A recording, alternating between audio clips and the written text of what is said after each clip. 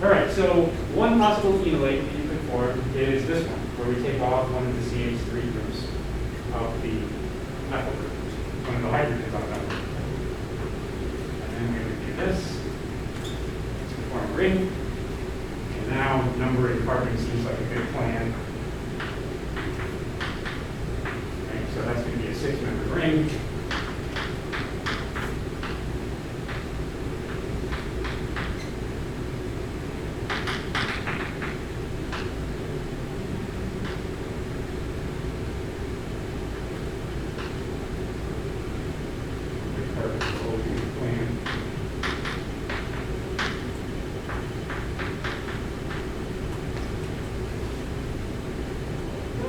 Wait, I don't think the double bonded O is on 6. Yeah.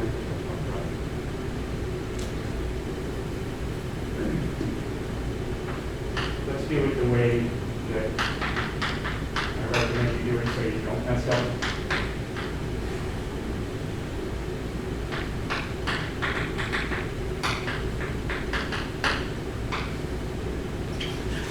Which is to just form the bond. Draw the molecule the same way you do the molecule and form the bond. Oh, that is ugly. And then figure out how to redraw it so it looks like a ring.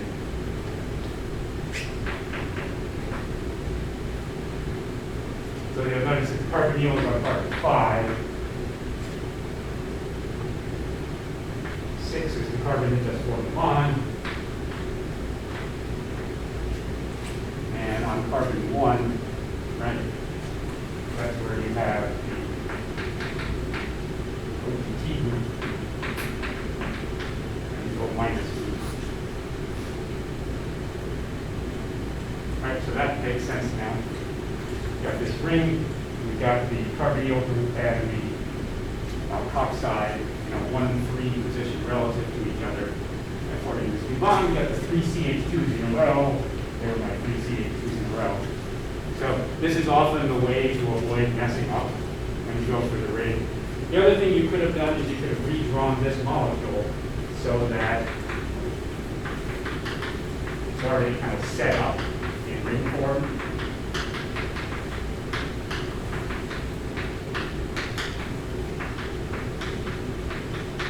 Before you did the attack.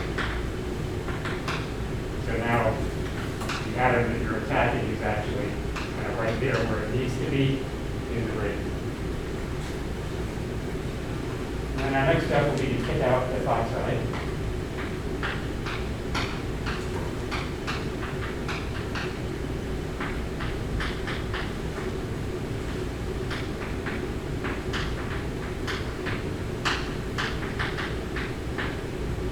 To generate 1,3-cyclohexane diol.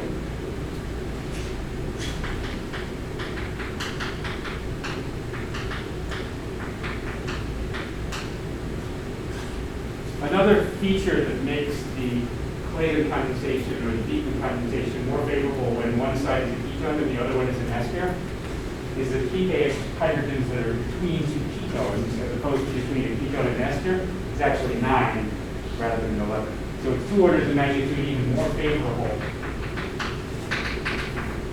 to remove that hydrogen to generate the phenolate.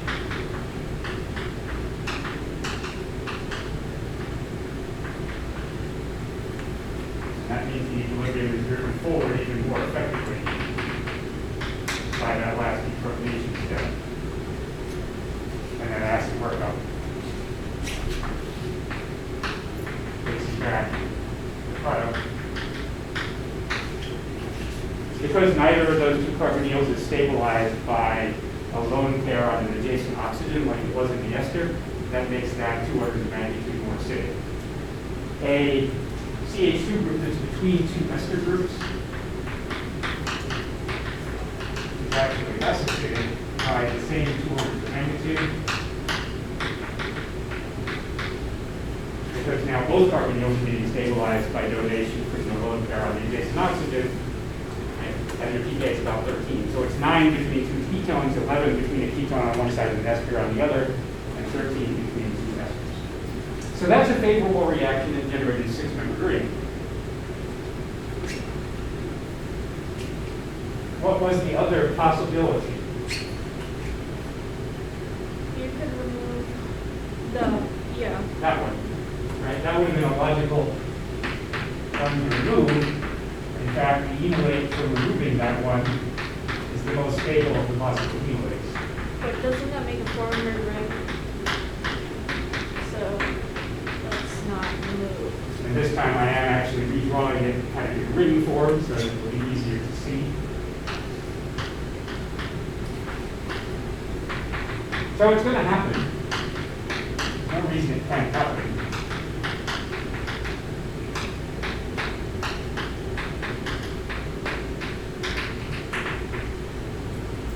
But this reaction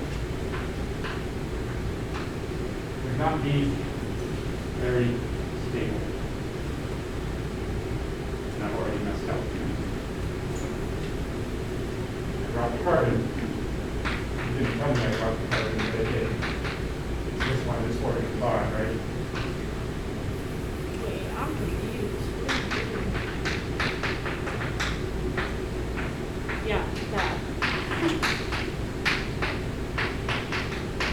It's the alpha carbon that's forming the bond, not the carbonyl carbon that's forming the bond. But this reaction would not be very favorable.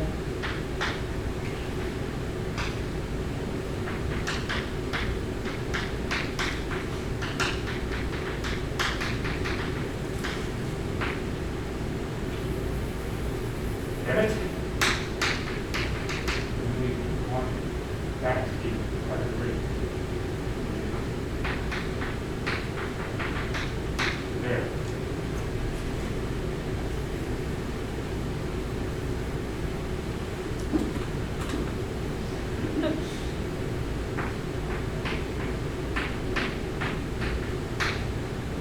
Because that's putting an sp2 hybridized carbon in a 4-membered ring. Right? And sp2 hybridized carbons in 4-membered ring are not favorable. The way we drive this reaction forward is by removing the adjacent hydrogen. But if I were to remove that hydrogen, that would put another sp2 hybridized carbon in a 4-membered ring. Right? That's not going to be stable. And the product, right, that product is not stable. So the 6-membered ring forms not the 4-membered ring. Why don't we take these hydrogens off? They're adjacent to the ester. They're less acidic. I Right? These think are the that's least a bad acidic idea. hydrogens. pKa of 20, pKa of 22, pKa of 25. So you're always going to remove the ketone hydrogen first, not. So that's a situation where the 6-membered ring forms rather than the 4-membered ring, or the 5-membered ring would form rather than the 3-membered ring, or the 5-membered ring would form more than the 7-membered ring if you had that choice. The ring sizes are always too different from one another, and one of them is always significantly more stable than the other. Aren't 5 and 7 kind of close though? 5 and 7 are close, but kinetically the 5-membered ring is more likely to happen too because they're closer together and more likely to collide. Okay. So generally the 5-membered ring, even though the 7-membered ring has just slightly less ring strain, generally the 5-membered ring is bigger. Often the choice is 4 versus 6 though. Take the hydrogen off the methyl versus take the hydrogen off the CH2. There's another situation where a cross Claisen will work that has nothing to do with the analog from the alpha condensation.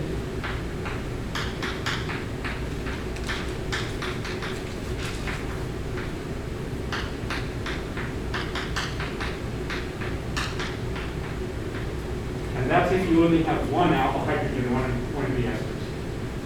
You have to have at least one alpha hydrogen in order to get the enolate to form in the first place. But if it only has one alpha hydrogen, step 4 won't occur, and the equilibrium won't be driven forward.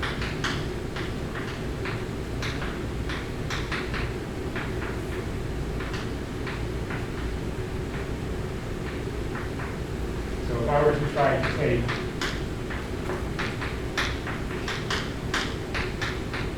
this ester and do a mixed Claisen with this ester,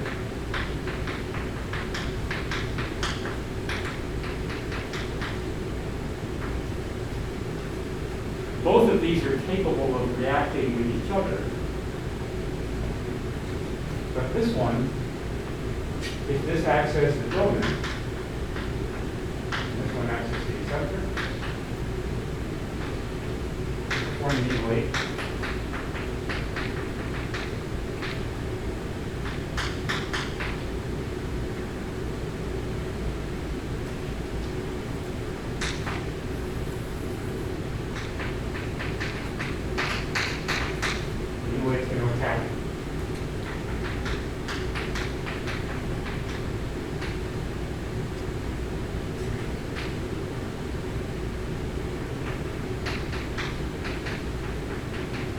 The enolate can attack either itself or the other molecule. Let me attack the second molecule.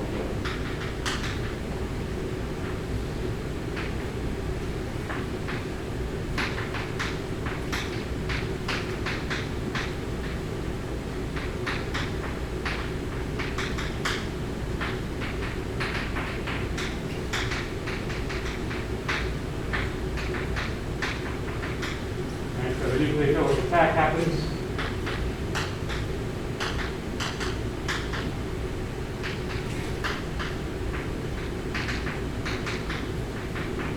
And you come in and you take out the leader.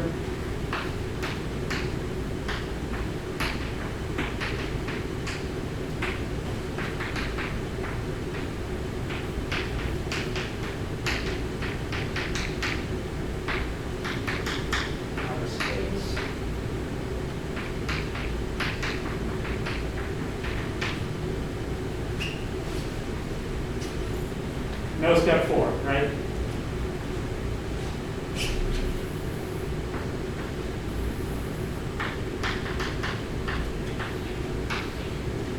There's no alpha hydrogen there on the carbon between the two carbonyl groups, so step 4 is not possible.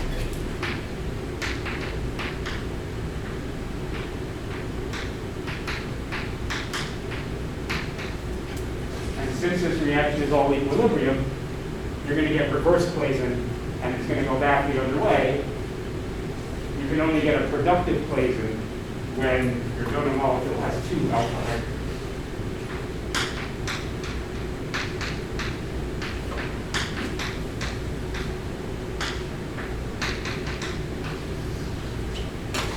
Your acceptor doesn't, right? Your acceptor can have 1 or 2 or no alpha hydrogens. It really doesn't matter.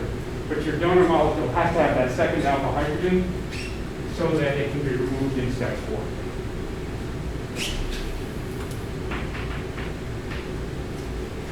Right, so productive mixed Claisen reactions can happen when one molecule has no alpha hydrogens at all, when your donor molecule is a ketone and your acceptor is an ester, when one ring is more stable than the other ring in an intramolecular or Dieckmann condensation, and when the one molecule only has a single alpha hydrogen so that it won't make an effective donor because the equilibrium will reverse itself and it will actually end up acting as the acceptor.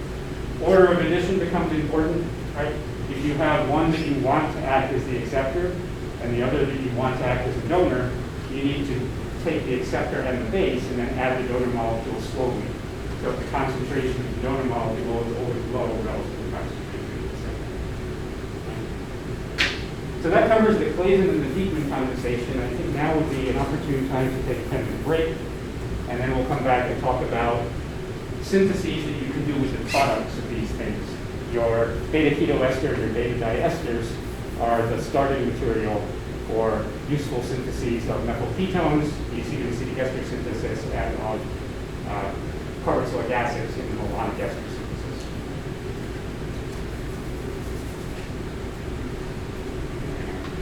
Save this separately.